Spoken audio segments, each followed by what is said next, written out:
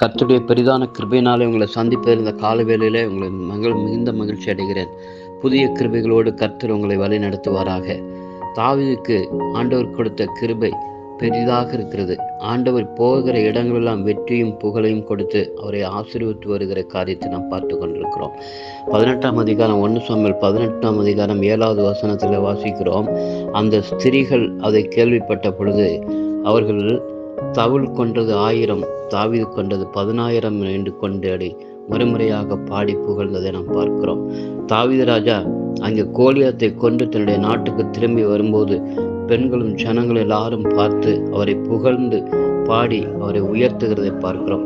தேவனுடைய தயவு ஒரு மனிதனுக்குள்ளே இருக்கும்போது அந்த மனிதனுக்கு பெரிய உயர்வுகளும் பதவிகளும் உயர்வுகளும் மதிப்புகளும் கூடி வருகிறதை நாம் பார்க்கிறோம்.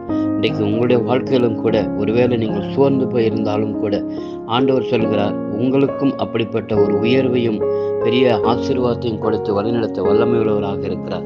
இந்த நாளிலே அப்படிப்பட்ட ஒரு புதிய கிருபைகளோடு உங்களை வழிநடத்த தொடர்ந்து உங்களுக்காக நாங்கள் ஜெபிக்கிறோம். நல்ல தகப்பனே, நமக்கு நன்றி செலுத்துகிறோம்.